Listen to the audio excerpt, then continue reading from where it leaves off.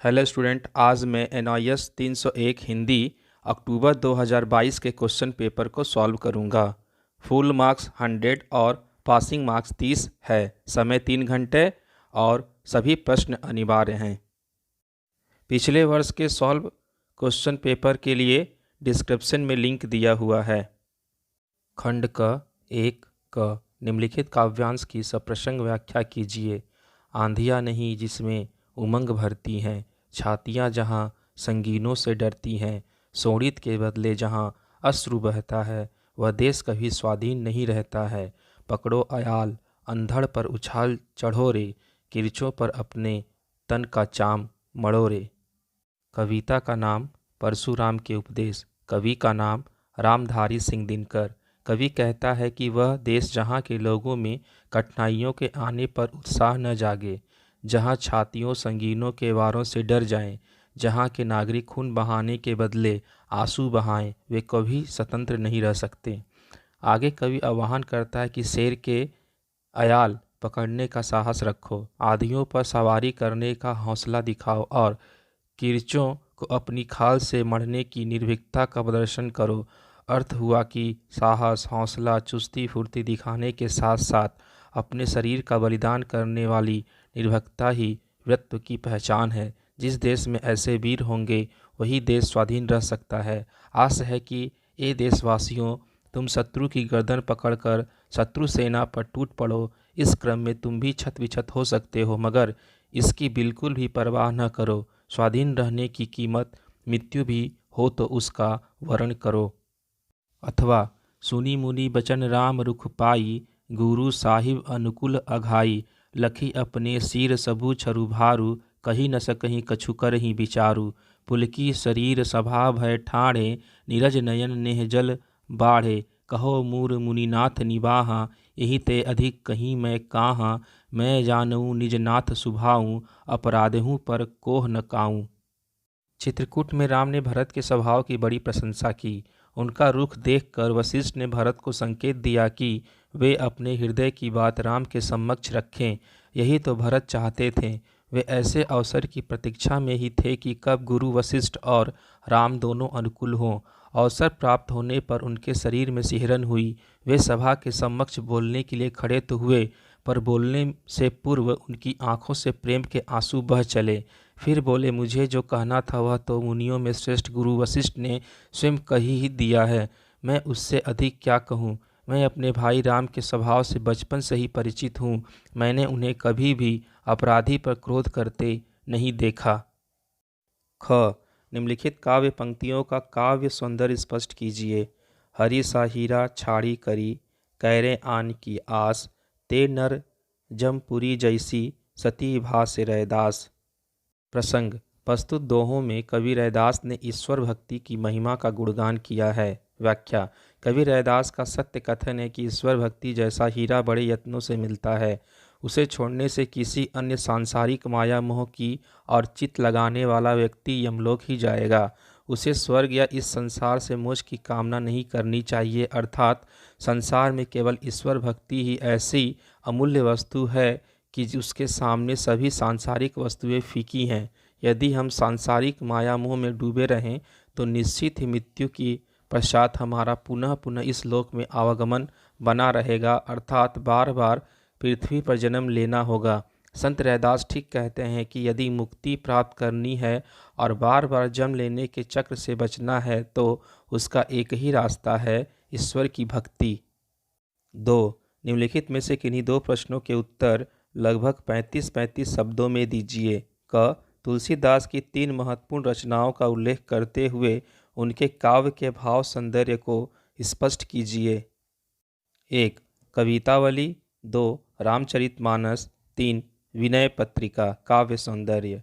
1 सगुण भक्ति कवि, 2 राम काव्यधारा के प्रतिनिधि कवि, 3 प्रबंध एवं मुक्त शैली में काव्य रचना, 4 दोहा चौपाई का प्रयोग, अवधि एवं ब्रजभाषा का प्रयोग, भक्ति रस एवं श्रृंगार रस का चित्रण, अनुप्रास अलंकार, सहज एवं सरल भाषा। ख मीरा की भक्ति भावना पर टिप्पणी कीजिए। सगुण एवं संप्रदाय विहीन भक्ति, माधुर्य एवं सरल भाव की भक्ति त्याग, समर्पण के भाव से ओतप्रोत भक्ति, श्री कृष्ण से एकाकार हो जाने की भक्ति, संपूर्ण समर्पण का भाव। घ परशुराम के उपदेश कविता का मूल भाव क्या है? 1. वीर भाव की कविता है। 2. जीवन को सदैव क्रियाशील एवं गतिशील बनाए रखना। 3. हलचल, दागता, गर्जन तीनों वीरता के लक्षण। 4. योगी की बजाय वीर बनो। 5. आन बान शान एवं स्वाभिमान से जीना ही जीवन है। 6. अन्याय के खिलाफ लड़ो, झुको मत। 3.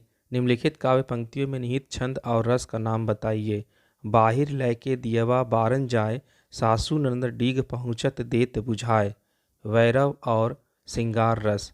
4. कठपुतली अथवा मुझे कदम कदम पर कविता का केंद्रीय भाव लगभग 35-35 शब्दों में लिखिए। कठपुतली कविता का केंद्रीय भाव। कठपुतली के समान कुछ व्यक्ति जीवन संघर्ष में जूझने का सामर्थ्य, स्वतंत्र निर्णय लेने की क्षमता, समय प्रबंधन, सोच विवेक सब कुछ दूसरे के हाथ में डाल देते हैं। वे परतंत्रता का दुख भरा जीवन बरसों जीते रहते हैं। कठपुतली की डोर जैसे खेल दिखाने वाले के हाथ में होती है, उसी तरह कठपुतली बने व्यक्ति के आँख, कान, नाक, मुंह सब बंधे होते हैं और वह दूसरों पर निर्भर होता है। आज़ादी की बात करने वाले भी कहीं न कहीं कठपुतली बन जाते हैं।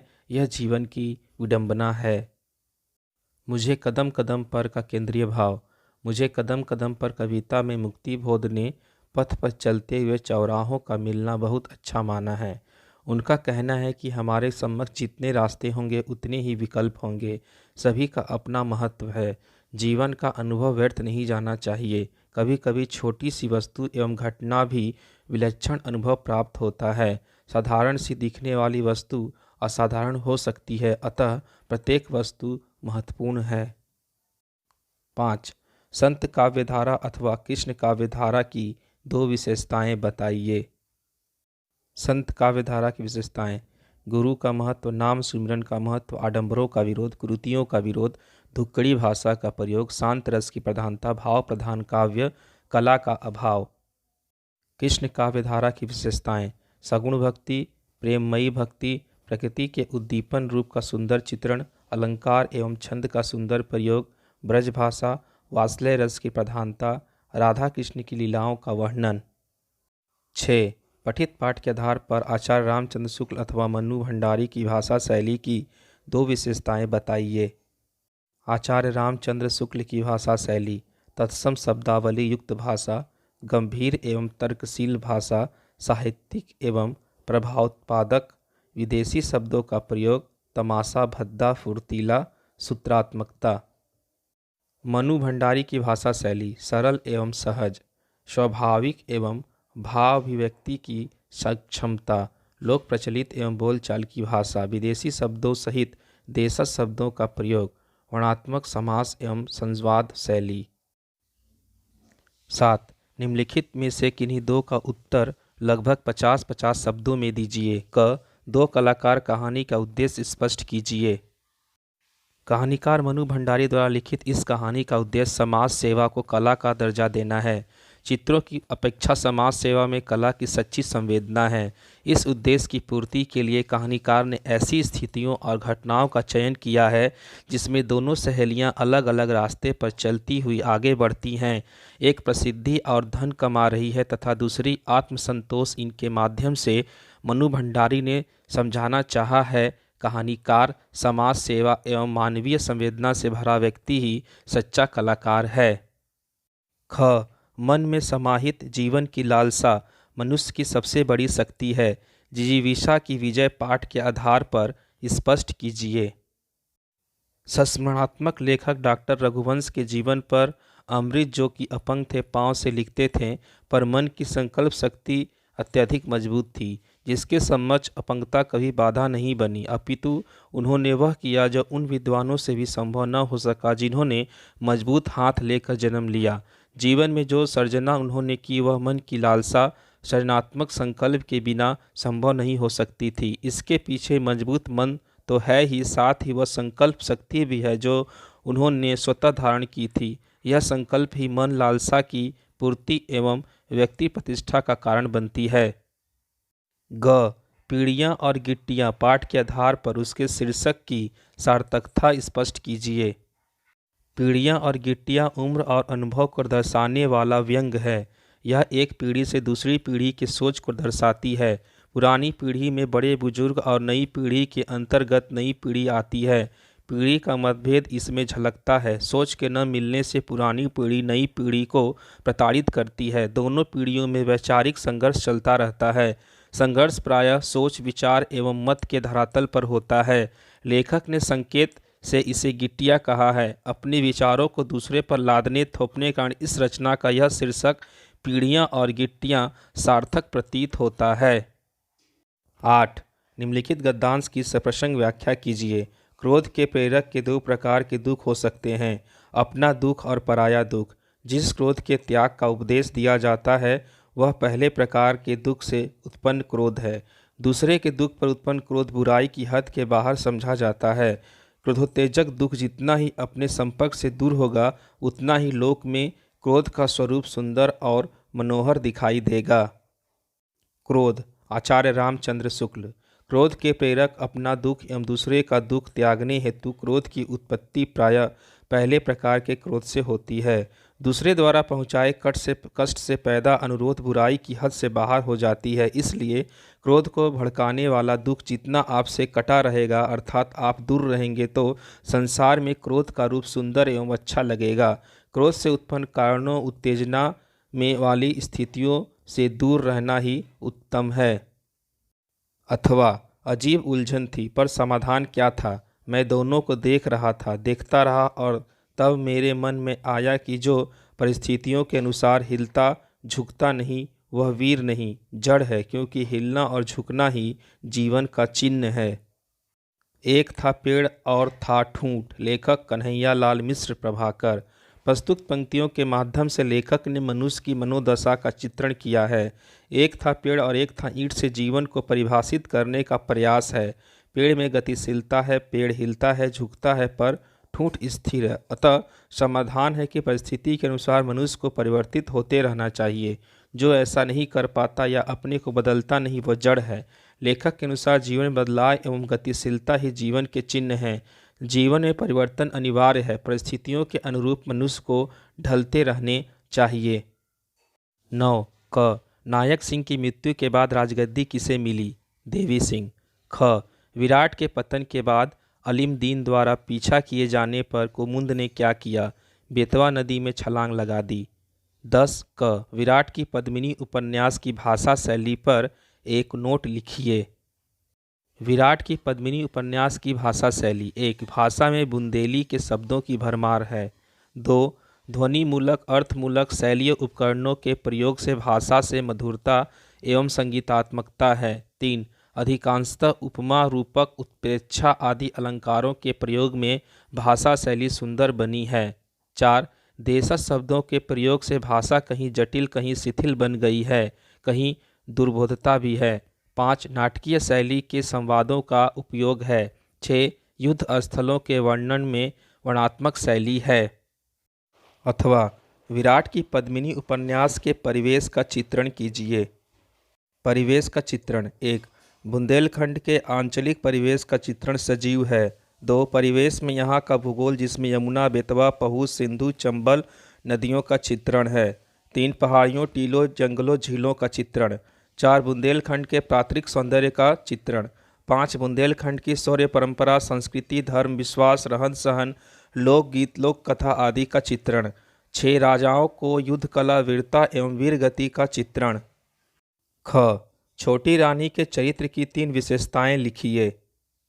छोटी रानी के चरित्र की 3 विशेषताएं। 1. नायक सिंह की दूसरी पत्नी। 2. राजगद्दी पाने के लिए आतुर। 3. अत्यंत महत्वाकांक्षी एवं स्वार्थी। 11. निम्नलिखित गद्यांश को पढ़कर पूछे गए प्रश्नों के उत्तर दीजिए। अपनी कहानियों में प्रेमचंद शहरी शिक्षितों की असभ्यता और ग्रामीण अशिक्षितों की सभ्यता का रहस्य खोलते हैं। उनके स्त्री पात्रों में भी अन्याय के विरुद्ध खड़े होने की शक्ति, दृढ़ता और चेतना है, जो झुकने को तैयार नहीं। लगभग 100 वर्ष पूर्व लिखी गई कहानियों की ये स्त्रियां आज 21वीं सदी के लिए प्रेरक हो सकती हैं। घास वाली कहानी की मूलिया नए युग की स्त्री स्वतंत्रता और अस्मिता बोध की तस्वीर है और उच्च वर्ग के पुरुषों के शोषण और अत्याचार तथा कामुकता के विरुद्ध उठ खड़ी होती हैं। वह ठाकुर को साफ साफ समझा देती है कि वह दलित तो है, इसका यह अर्थ नहीं कि स्त्री के रूप में उसकी कोई मर्यादा नहीं है। वह बड़े घरों के पुरुषों और स्त्रियों की कलई खोलती है। उसमें भारतीय स्त्रीत्व के प्रति परंपरागत निष्ठा और प्रेम है। वह पति को दासी नहीं, समानता का अधिकार रखती है। कहती, यदि वह मेरी छाती पर मूंग दलेगा तो मैं उसकी छाती पर दलूंगी। उसमें नई और पुरानी नारी का मेल है और दलित स्त्री की नई छवि है। दलित अधिकार चेतना से संपन्न वह नए युग की नई दलित स्त्री है। आज की नारी चेतना और दलितों की अधिकार चेतना के बीज प्रेमचंद की कहानियों में विद्यमान है। प्रेमचंद अपनी कहानियों में कैसा रहस्य खोलते दिखाई पड़ते हैं? शहरी शिक्षित की असभ्यता और ग्रामीण अशिक्षित की सभ्यता का रहस्य खोलते हैं। साथ ही उच्च वर्ग के लोगों की सामंती सोच तथा दलित वर्ग के स्वाभिमान को दर्शाया है। प्रेमचंद के स्त्री पात्रों की क्या विशेषता है? प्रेमचंद के स्त्री पात्र उच्च वर्ग के पुरुषों के अत्याचार एवं शोषण के विरुद्ध लड़ने और स्वाभिमान से जीवन जीने में विश्वास रखती हैं। मूलिया को नए युग की स्त्री स्वतंत्रता की तस्वीर क्यों कहा गया है? मूलिया अपने अधिकारों के प्रति सचेत है। वह न केवल उच्च वर्ग के लोगों द्वारा किए गए अत्याचार का विरोध करती है, बल्कि अन्याय होने पर अपने पति के विरुद्ध संघर्ष करने को तैयार है। वह समानता का अधिकार चाहती है और मर्यादापूर्ण जीवन जीना चाहती है। मूलिया के व्यक्तित्व के 2 गुण लिखिए। मूलिया नई और पुरानी चेतना संपन्न नारी है। स्वाभिमान का जीवन व्यतीत करना चाहती है। अपने प्रति होने वाले अत्याचार का विरोध करना चाहती है। वह दलित अधिकार चेतना से संपन्न आधुनिक युग की नारी है। किस कथन से व्यक्त होता है कि मूलिया पति से समानता का अधिकार रखती है? मूलिया भारतीय अस्तित्व के प्रति परंपरागत निष्ठा और प्रेम है, पर वह पति की दासी नहीं, समानता का अधिकार रखती है। कहती है, यदि वह मेरी छाती पर मूंग दलेगा तो मैं उसकी छाती पर दलूंगी। इस गद्यांश के लिए उपयुक्त शीर्षक दीजिए। स्वाभिमानी नारी। 12. निम्नलिखित काव्यांश को पढ़कर पूछे गए प्रश्नों के उत्तर दीजिए।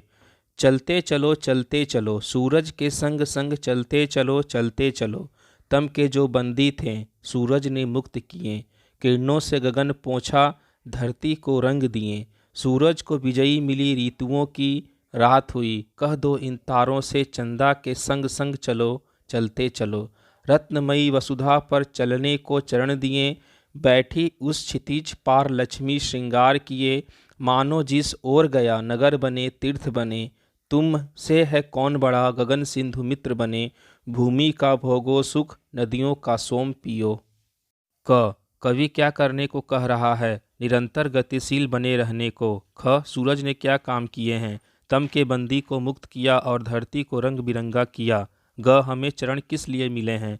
प्रगति के मार्ग पर चलकर सृजनशील बनने के लिए।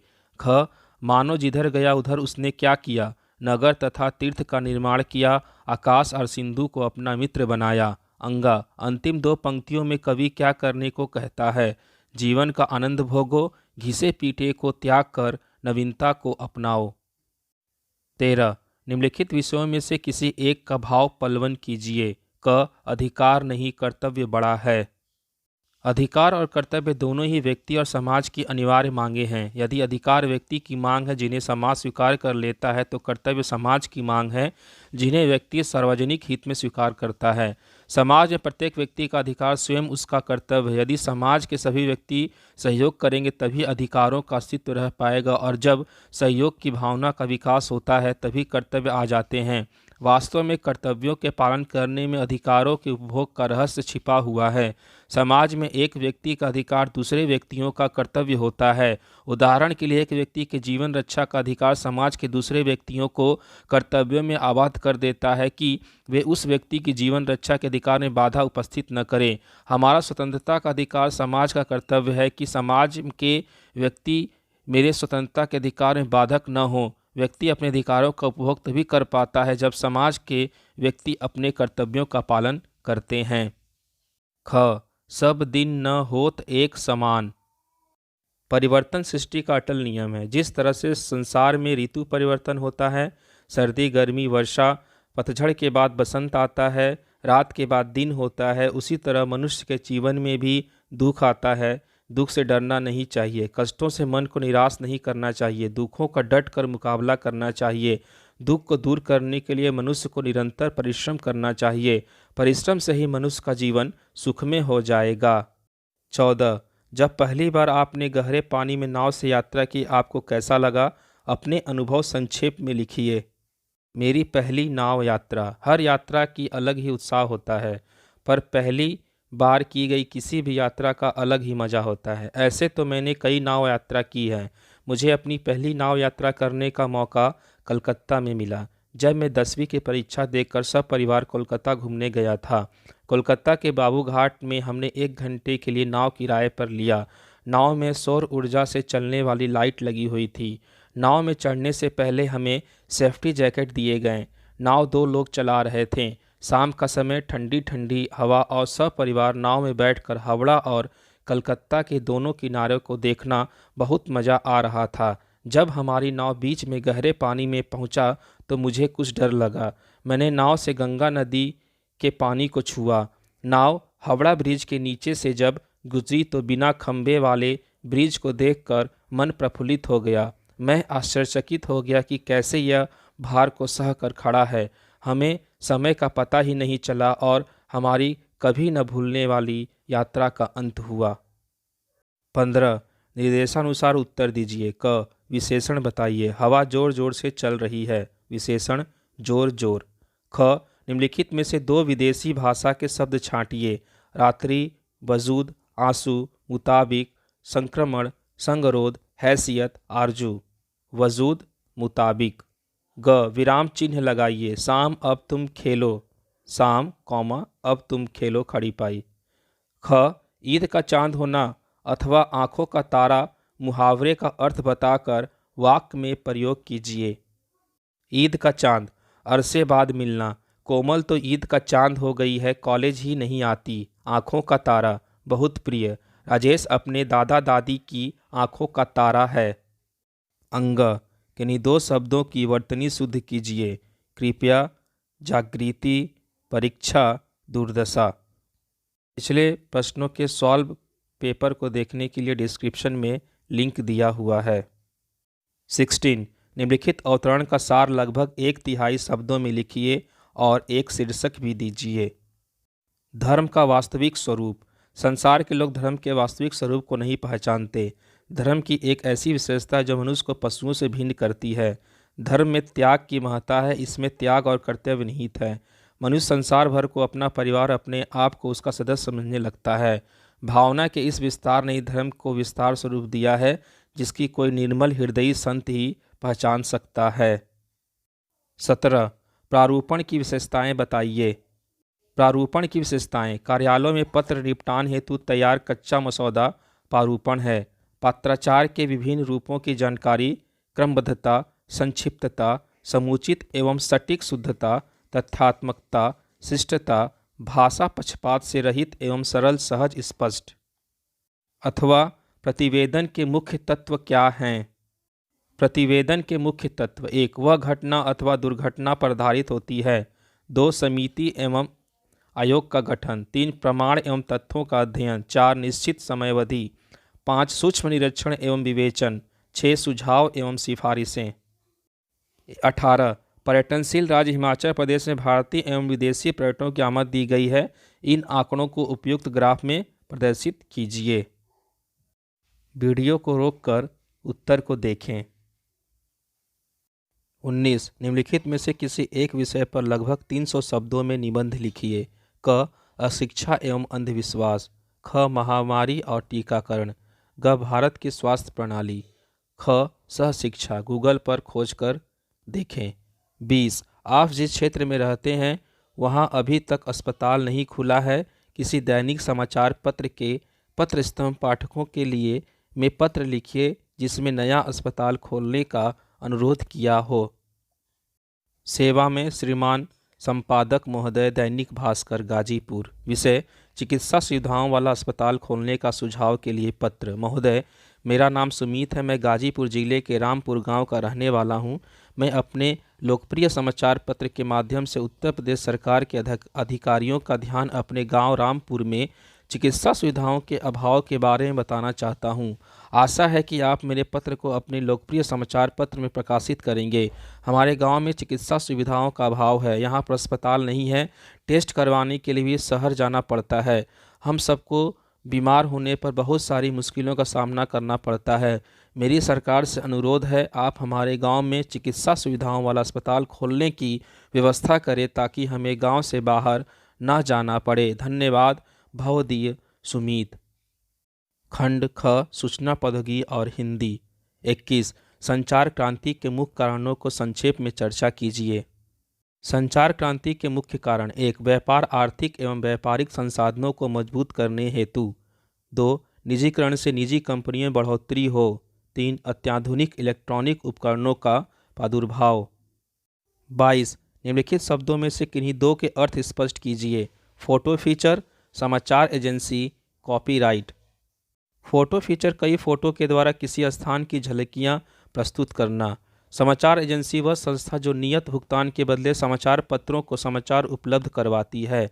कॉपीराइट स्वत्वाधिकार रचनाकार का यह अधिकार है कि उसकी अनुमति के बिना उसकी रचना या उसका कोई अंश किसी पत्र, पत्रिका या पुस्तक में छापा नहीं जा सकता। 23 क फीचर क्या होता है? फीचर किस उद्देश्य से लिखा जाता है? यह समाचार पत्रों में लिखा जाता है। यह मनोरंजन ढंग से लिखा गया लेख है। यह प्रासंगिक एवं लघु होता है।